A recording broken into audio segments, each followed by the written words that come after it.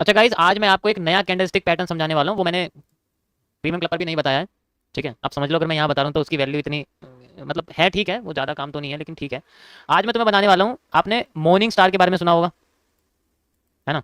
Morning star के बारे में सुना होगा, सबने सुना होगा कि मॉर्निंग स्टार कैसा होता है। कैसा होता है मॉर्निंग स्टार, बताएगा कोई? इवनिंग स्टार के बारे में सुना होगा, सुना है ना।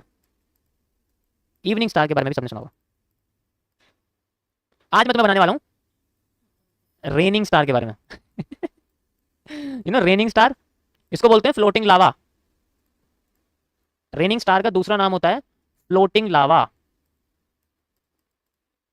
और बड़ा मजेदार है ये 3 CP का कैंडल, ये 3 CP के अंदर आते हैं। मतलब ये जितनी पैटर्न्स आपको दिख रहे हैं ना, ये 3 CP के अंदर आते हैं। मतलब 3 कैंडलस्टिक पैटर्न, जिसके अंदर 3 कैंडल्स रहती हैं, उन पैटर्न्स को मिलते हैं, जो उनमें मॉर्निंग स्टार बनता है, इवनिंग स्टार बनता है, एंड लास्ट में नया आपको आज बताने वाला हूँ रेनिंग स्टार, या फिर आप इसको फ्लोटिंग लावा, अरे फ्लोटिंग स्टार नहीं, फ्लोटिंग लावा, सॉरी, फ्लोटिंग लावा, ठीक है, फ्लोटिंग लावा बोलते हैं इसको। इसके बारे में बताऊंगा। बहुत मजा आएगा सुनने में, बड़ा मजेदार पैटर्न है, ठीक है।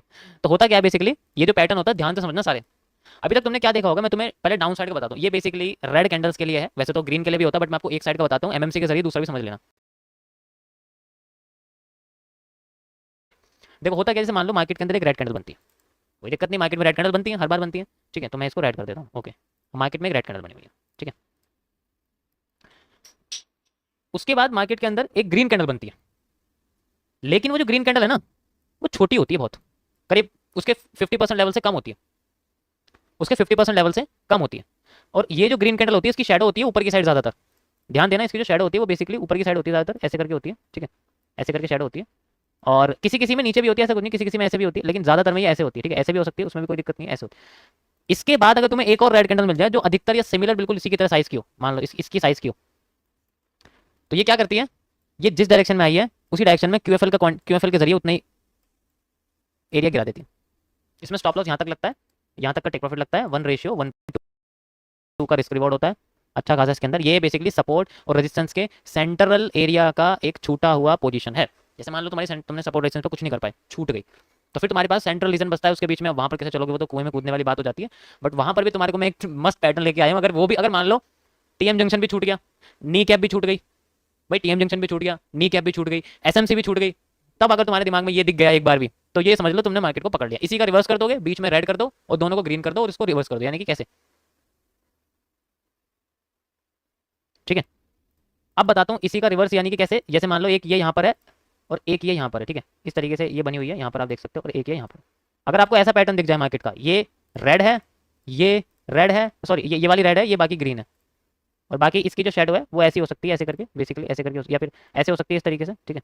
मतलब कुछ कुछ हद तक ऐसे समझ लो आप इसको, कि ऐसे कुछ हो सकती है, ठीक है, ऐसे हो सकती है। तो इस कंडीशन में मार्केट जिस रेंज से आती होती है और उसी रेंज में चली जाती है, तो आप इसको बेसिकली क्यूएफएल के जरिए मेजर कर सकते हो, ठीक है। तो देखो 70 से 80% की एक्यूरेसी रहती है, ज़्यादातर नहीं रहती, लेकिन हाँ डिपेंड करता है, आपने इसको सपोर्ट और रेजिस्टेंस के सेंटर एरिया में ढूंढना है हमेशा। टॉप पे मत ढूंढना, बॉटम पे मत ढूंढना, सिर्फ सेंट्रल एरिया, यानी कि ये आपका सपोर्ट है, ठीक है, और ये आपका रेजिस्टेंस है, तो जो इनके बीच में सेंट्रल एरिया है।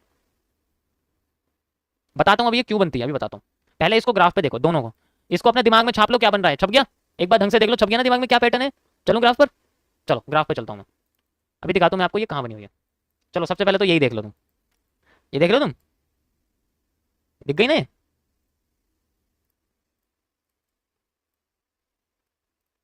दिखा नहीं दिखा, सेम।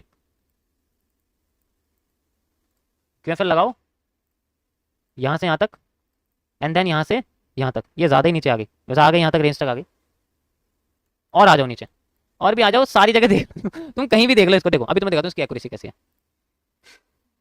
ये देखो, ये देखो, ये देखो, ठीक है, और आ जाओ नीचे दिखाता हूँ, ये हो गया।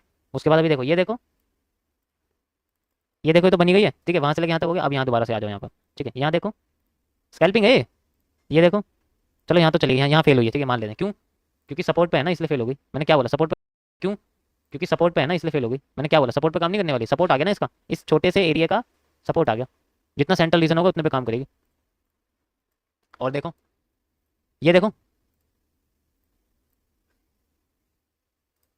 ये देखो, तुम जितने देखोगे तुम्हें उतने मिलेंगे। मैंने क्या बोला, 70 से 80% की, 60 से 70% की इसकी एक्यूरेसी है, 80% है, 60 70 80% की एक्यूरेसी है, और डिपेंड करता है आप कितना ज़्यादा इसको यूज़ करते हो अपने हिसाब से। ये देखो,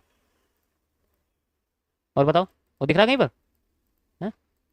चलो यहाँ तो फंस गए, ये देखो, ये देखो, ये तो नहीं है, ये देखो, और बताओ, और दिखाता हूँ, ये देखो।